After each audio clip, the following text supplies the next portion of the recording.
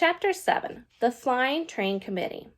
In January, our class started a project on the city. Miss Haver, our teacher, divided us up into committees by where we live. That way we would work at home. My committee was me, Jimmy Fargo, and Sheila. Our topic was transportation. We decided to make my apartment the meeting place because I'm the only one of the three of us who's got in his own bedroom. In a few weeks, each committee has to hand in a booklet, a poster, and be ready to give an oral report. The first day we got together after school, we bought a yellow poster board. Jimmy wanted a blue one, but Sheila talked him out of it. "Yellow is much brighter color," she explained. Everything will show up on it. Blue is too dull." Sheila thinks she's smarter than me and Jimmy put together just because she's a girl. So right away, she told us she would be in charge of our booklet, and me and Jimmy could do most of the poster, as long as we checked with her first to make sure she likes our ideas. We agreed, since Sheila promised to do 10 pages of written work and we could only do 5. After we bought the yellow poster board, we went to the library. We took out 7 books on transportation. We wanted to learn all we could about speed, traffic congestion, and pollution. We arranged to meet on Tuesdays and Thursday afternoons for the next 2 weeks. Our first few committee meetings turned out like this. We got to my place by 3:30, had a snack, then played with Dribble for another half hour. Sheila gave up on Cooties when Fudge lost his front teeth, but it still wasn't much fun to have her hanging around. She's always complaining that she's got stuck with the worst possible committee, and that me and Jimmy fool around more than we work. We only put up with her because we have no choice. Sheila and Jimmy have to be home for supper before 5:30, so at 5 o'clock we started cleaning up. We keep our equipment under my bed in a shoebox. We have a set of magic markers, Elmer's glue, Scotch tape, a really sharp pair of scissors, and container of silver sparkle. Sheila carries our committee booklet back and forth with her. She doesn't trust us enough to leave it at my house. The poster board fits under my bed along with our supplies. We stack the library books on my desk. The reason I make sure we clean up so good is that my mother told me if I left a mess, we'd have to find some place else to work. By our third meeting, I told Jimmy and Sheila that I figured out the solution to New York City's traffic problem. We'd have to get rid of the traffic, I said. There shouldn't be any cars or buses or taxis allowed in the city. What we really need is a citywide monorail system. "That's too expensive," Sheila said. "It sounds good, but it's not practical." "I disagree," I told Sheila. "It's very practical. Besides, getting rid of traffic will get rid of air pollution, and it'll get people where they're going a lot faster." "But it's not practical, Peter," Sheila said again. "It costs too much." I opened one of my books on transportation and read a quote to Sheila. "A monorail system is the hope of the future." I cleared my throat and looked up. "But we can't write a report just about monorail," Sheila said. "We'll never be able to fill 20 written pages with that." "We can write big," Jimmy suggested. "No," Sheila said. "I want a good mark on this project. Peter, you can write your 5 pages about the monorail system and how it works. Jimmy, you can write your 5 pages about pollution caused by transportation. And I'll write my 10 pages on the history of transportation in the city." Sheila folded her arms and smiled. "Can I write big?" Jimmy asked. "I don't care how big you write, as long as you put your name on your 5 pages, Sheila told him. "That's not fair," Jimmy said. "This is supposed to be a good group project. Why should I have to put my name on my 5 pages? "Then don't write big," Sheila shouted. Okay. All right, so small Miss Haver will need a microscope to see the letters."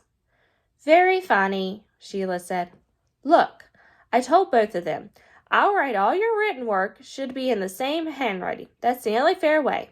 Otherwise, Miss Haver will know who did what, and it won't be a group project." "Say, that's a good idea," Jimmy said. "Which one of us has the best handwriting?" Me and Jimmy looked at Sheila. "Well, I do have nice even script," Sheila said. "But if I'm going to copy over your written work, you better give it to me by next Tuesday. Otherwise, I won't have enough time to do the job. And if you two get going on your poster." Sheila talked like she was the teacher and we were the kids. Me and Jimmy designed the whole poster ourselves. We used the pros and cons of each kind of transportation. It was really clever. We divided a chart into land, sea, and air. We planned an illustration for each, with the airplane done in silver sparkle and the letters done in red and blue magic marker. We got halfway through the lettering that day. We also sketched in the ship, the plane, and the truck. When Sheila saw it, she asked, "Is this supposed to be a train?" "No," I told her. "It's a truck." "It doesn't look like one," she said. "It will," Jimmy told her, "when it's finished." "I hope so," Sheila said, "because right now it looks like a flying train." "That's because the ground's not under it yet," Jimmy said. "Yeah, I agree. See, we've got to make it look like it's on a street. Right now, it does kind of look like it's up in space." "So does the ship," Sheila said. "We'll put some water lines around it," I told her. "And some clouds around the plane," Sheila said. "Listen," Jimmy hollered. "Did anybody ever tell you you're too bossy? This poster is ours. You did the booklet. Remember? That's the way you wanted it." "See, there you go again," Sheila said. "You keep forgetting this is a committee. We're supposed to work together." "Working together doesn't mean you give the orders and we carry them out," Jimmy said. My feelings exactly, I thought. Sheila didn't answer Jimmy. She picked up her things, got her coat, and left. "I hope she'll never be back," Jimmy said. "She'll be back," I told her. "We're her committee." Jimmy laughed. "Yeah, we're all one happy committee." I put our poster under the bed, said goodbye to Jimmy, then washed up for supper. My mother was being pretty nice about our committee meetings. She arranged to have Fudge play at Ralph's apartment on Tuesdays and at Jimmy's on Thursdays. Sam has the chicken pox, so he can't play at all. I was glad that next week would be our last committee meeting after school. I was sick of Sheila, and I was getting sick of transportation. Besides, now I knew a monorail system was the only way to save our city. I was getting upset that the mayor and all the other guys that ran the city hall weren't doing anything about installing one. If I know that's the best method of city transportation, how come they don't know it? The next day, when I got home from school, I went into my bedroom to see Dribble like I always do. Fudge was in there sitting on my bed. "Why are you in my room?" I asked. He smiled. "You know you're not supposed to be in here. This is my room." "Want to see?" Fudge said. "See what?" "Want to see?" "What? What are you talking about?" I asked. He jumped off my bed and crawled underneath it. He came out with our poster. He held it up. "See?" he said. "Pretty." "What did you do?" I yelled. "What did you do to our poster?" It was covered all over with scribbles and every color magic marker. It was ruined. It was a mess and it was ruined. I was ready to kill Fudge. I grabbed my poster and ran into the kitchen to show my mother. I could hardly speak. "Look," I said, feeling a lump in my throat. "Just look at what he did to my poster." I felt tears come to my eyes, but I didn't care. "How could you let him?" I asked my mother. "How? Don't you care about me?" I threw the poster down and ran into my room. I slammed the door, took off my shoes, and flung it at the wall. It made a black mark where it hit. Well, so what?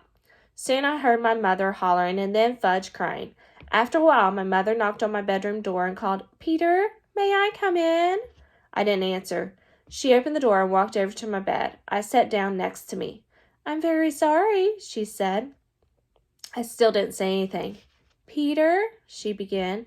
I didn't look at her. She touched my arm. "Peter, please listen." "Don't you see, Mom? I can't even do my homework without him messing it up. It just isn't fair. I wish he was never born. Never. I hate him." "You don't hate him," my mother said. "You just think you do." "Don't tell me," I said. "I mean it. I really can't stand that kid." "You're angry," my mother told me. "I know that, and I don't blame you. Fudge had no right to touch your poster. I spanked him." "You did?" I asked. "Fudge never gets spanking." My mother doesn't believe in spanking. "You really spanked him?" I asked again. "Yes," my mother said. "Hard?" I asked. "On his backside," she told me. I thought that over. "Peter," my mother put her arm around me. "I'll buy you a new poster board tomorrow. It was really my fault. I should never have let him into your room. That's why I need a lock on my door, I said. I don't like locks on doors. We're family. We don't have to lock each other out. If I had a lock, Fudge would have never gotten my poster. It won't happen again, my mother promised. I wanted to believe her, but really I didn't. Unless she tied him up, I knew my brother would get into my room again. The next day, while I was at school, my mother brought a new yellow poster board. The hard part was explaining to Jimmy that we had to start all over again.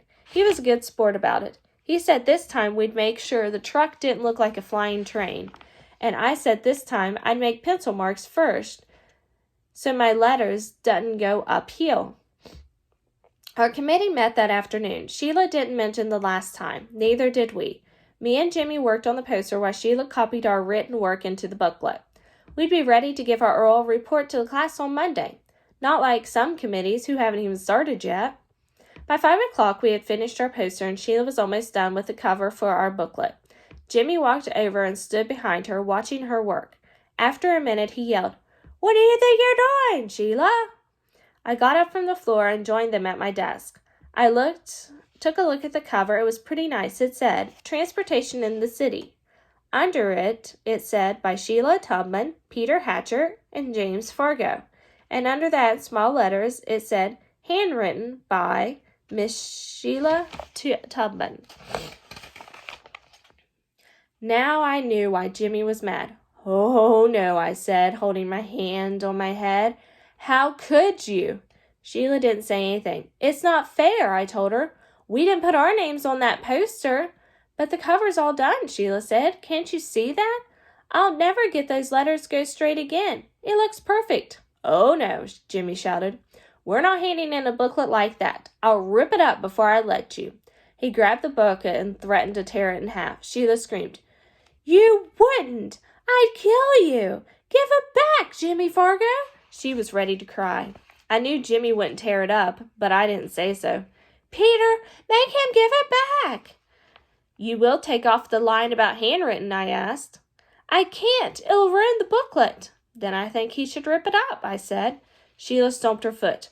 "Oh, I hate both of you." "You don't really," I told her. "You just think you do." "I know I do," Sheila cried. "That's because you're angry right now," I said. I couldn't help smiling. Sheila jumped up and tried to get the booklet, but Jimmy held it over his head, and he's much taller than Sheila. She had no chance at all. Finally, she sat down and whimpered, "I give up. You win. I'll take my name off." "You promise?" Jimmy asked. "I promise," Sheila said. Jimmy set the booklet down on my desk in front of Sheila. "Okay," he said. "Start."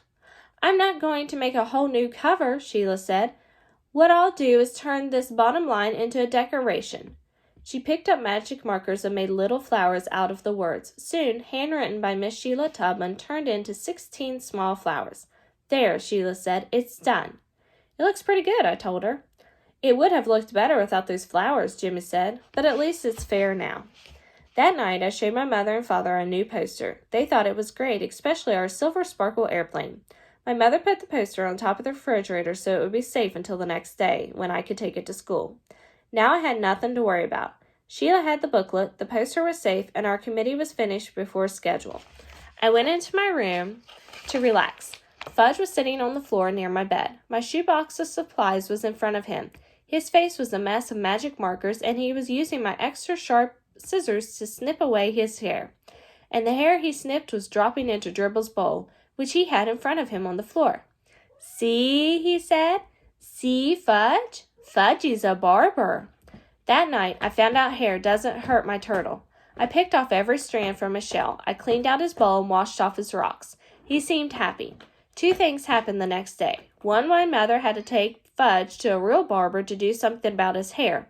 He had plenty left on his back, but just about nothing in front and on top. The barber said there wasn't much he could do until the hair grew back. Between his fangs and his hair, he was getting funnier looking every day. The second was my father came home with the chain latch for my bedroom door. I could reach it when I stood on my tippy toes, but my brother and mine couldn't reach it at all, no matter what. Our committee was the first to give the report. Miss Haver said she did a super job. She liked our poster a lot. She thought the silver sparkle airplane was the best. The only thing she asked us was, How come we included a picture of a flying train?